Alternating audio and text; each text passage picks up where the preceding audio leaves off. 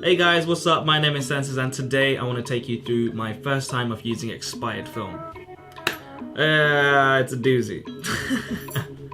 Right, so during the first lockdown in the UK, I decided to do a bit of shopping. I was in the market for some film stock and it just so happened to be that the one that I usually get was double the price it usually was.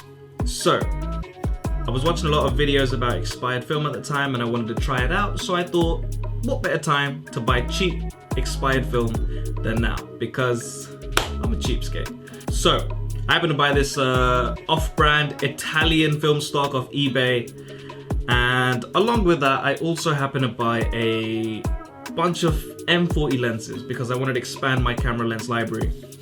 And I bought some M40 lenses, and with those M40 lenses came an SLR film camera as well. So I got a bunch of M40 lenses, and along with that I got a cheap deal on a SLR film camera. And I've never used an SLR film camera before, so I thought it'd be cool to, give it a go. And I actually was looking for one, but it all came in a deal, so I got it.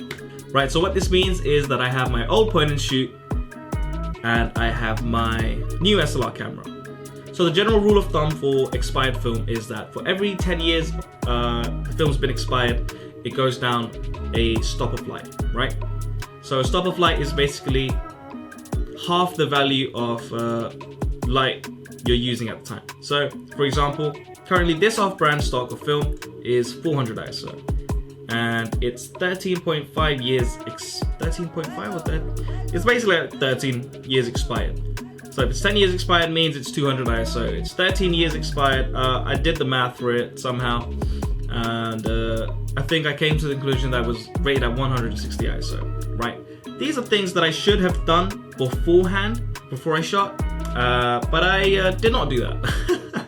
Because the great shooter I am, I decided to just pick up the camera and figure it out on the fly.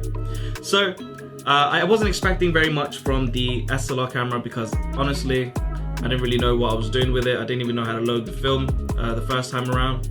So just as insurance policy, I used my point and shoot as well. So I loaded them both up with 2 rolls of expired Italian off-brand film, and I went shooting. First of all, well, there's a few things that you don't know about this camera already. First of all, when it was listed as a camera that doesn't, its light meter wasn't working properly. And I didn't know what that meant at the time. I was like, okay, cool, no problem. Who needs that stuff? I got eyes, I'll figure it out, I can see when something's light or dark. Yeah, turns out I kind of need that, especially with expired film, which is usually the rule of thumb, again, is to overexpose. I kind of should have thought about this stuff, but then again, I didn't. So those are all the things that I knew beforehand that I should have known going into this. So let's recap. First time shooting expired film using off-brand Italian film stock and a new SLR I say new and have quotations. A used new SLR camera that doesn't have a working light meter. I mean, what could go wrong?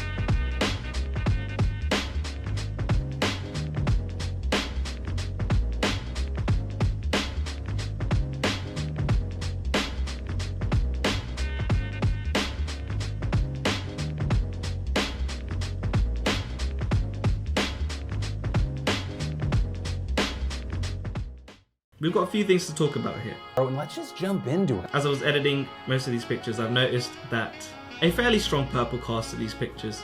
Color casts are pretty common among expired film, but I feel like the effects of this one is pretty prominent. So during editing I had to change. I tried to bring down a bit of this magenta hue that was in these pictures. The second thing you'll notice is that the grain is pretty massive. But you can reduce the effect of the large film grain by storing them in cool conditions, or freezing them even. And it all depends on how the expired film was stored before you received it, and how you take care of it after you receive it. And I put it in the cupboard, but I put it in the cupboard of my attic, which is the hottest room in the whole house. So it's a learning process. We're learning some things here. You learn, I learn, we learn together, you know? And now we're moving on to the pictures that I took with my point and shoot camera, and to be honest, I prefer these way more. It's just because I know how to use the camera, so I feel like I got a bit better results with my point and shoot camera. But then again, not all of these are perfect. And another thing I've noticed as I was editing these pictures was that I feel like there's a bit more dust and scratches compared to what I would see on a normal film stock. I don't know if that's the way it's developed or it's something inherent within expired film itself. There's a bit of red eye, but obviously red eye is not a problem. Sort that out easy. I did notice something peculiar though towards the end of both of the rolls, the last few strips of the last rolls. There's a split between a cool blue and a magenta red. There's a cast on both of those. I do think those pictures, that cast adds something to the pictures, but it was a cool thing to notice going on forward, because I still have 2 rolls of these expired Italian film. I keep saying Italian off-brand film because it's so weird to me that there's no company name. It just says Italian film stock 400 ISO. It's just funny to me. Oh man, like how off-brand can you be? It's just your brand is Italian. Like, I don't know. I'm sure there's some pretty good Italian film stocks, but I'm telling you, this might not be the one. This might not be that one. This might not be your best work, Italy. I mean, I'm just saying. But yeah, cool thing to know for next time if you're looking to shoot expired film, or you're looking on some tips for shooting expired film. And this is pretty much for me, myself, to know. I've installed like a light meter app on my phone, so I'm gonna try and figure out how those work instead of actually buying a light meter, because you wanna try overexpose when you shoot expired film, because underexposing you can't bring out the detail in shadows and the blacks as much as you can do with a digital picture. And you can kind of sort of correct overexposing. I mean, not these pictures where there's literally just pretty much sunlight, but I think these have come out pretty decent nonetheless. It's just I need to try and balance out my the exposure next time with the help of a light meter when I'm using these expired films especially. I look like a bloody trucker here. What the hell is going on? Right, so coming out of that, there's another thing I noticed with the camera, and probably is the reason why I have quite a few unfocused images on the SLR side, is that the lens I was using, occasionally, the first time I would swing around the aperture ring, the aperture blades would open and close, but the second time around it, I would do them. I would notice a difference. I would be like, I keep moving it, but I don't know if the focus is changing. And I think when I actually looked at it properly and I tried to twist around the aperture ring, it was that the blades just weren't moving. So I feel like possibly that's a reason why I maybe could have messed up the focus on some of these. I don't know why the focus is off in some of these. I mean, I thought I was looking at it correct, but I guess I just have to practice a bit more. So maybe I wasn't having as much as an impact on the pictures as I initially thought I was having.